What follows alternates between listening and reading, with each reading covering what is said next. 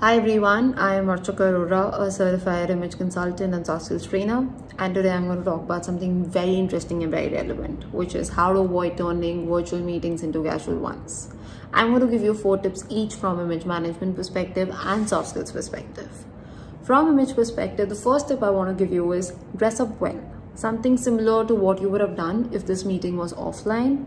Why? Because this shows respect. And second, what clothes you wear, how you're looking is exactly how you're going to feel about yourself and what you'll project in front of the person, right? It's very easy to feel that I'm working from home and hey, who's going to dress up for just one meeting, or how does it really matter? I'll get away with it because nobody's seeing me in person. But trust me, it really spoils your impression.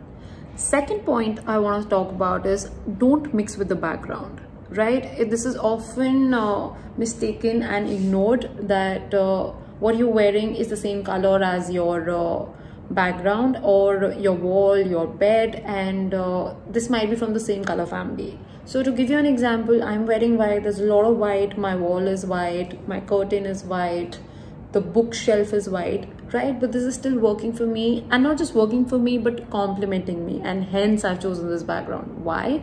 Because there's a bit of brown, there's a bit of black in the form of this painting. The bookshelf has a lot of books which are colorful, and because I'm talking about something which gives you knowledge, this just adds to the message I want to give to the world. So yeah, please give in some thought to your background and ensure you don't mix with it. The third point I want to talk about is wear colors that brighten up your face. It really makes a lot of difference, and it is not rocket science.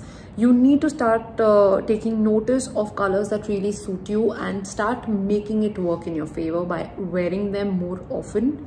The last tip I want to give you is send an invite at least one day before, and that too through an email. A WhatsApp is not formal. Yes, it may be convenient, but it's not formal.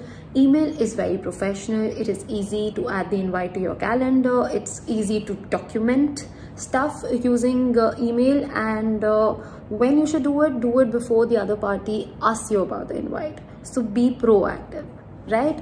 From soft skills perspective, what I want to talk about is first tip is have an agenda. A lot of people just say, oh, let's get on a call or let's get on a meeting, right, to discuss this. No. So when you're sending that invite on email meeting, in virtual meetings we tend to get more distracted because we are not in front of the person really, and so the attention span is pretty low. So please ensure that you stick to one agenda for your meeting to be successful.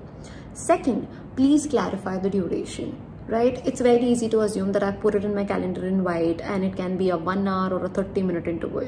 So please clarify, even if it is 30-minute or 1 hour, please clarify it. If it is say for a 20-minute or a 45-minute, it just gives out an impression that you are an organized person, you're somebody who can be trusted, and you pay attention to detail, which are great characteristics for someone you want to be professionally related with. Third point is that you need to respect time.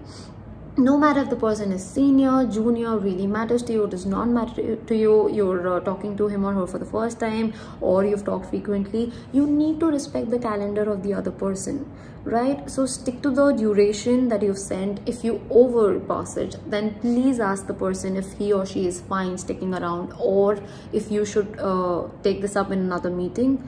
Then if you want to reschedule because of XYZ reasons, please inform in advance, give a reason, and please apologize. You owe it to that person.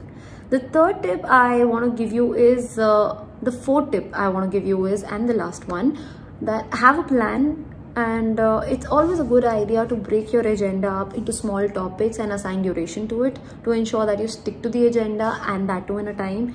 It's very fine to even write a script for your presentation or write the bullet points. You know, I worked as a management consultant at PCG and EY, and even the partners over there really practiced, scripted things out, and they made their presentations work in their favor that way. So there is no harm in doing that.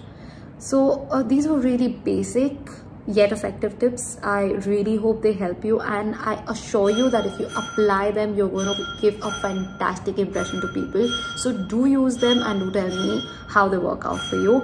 I'll see you soon. Thank you.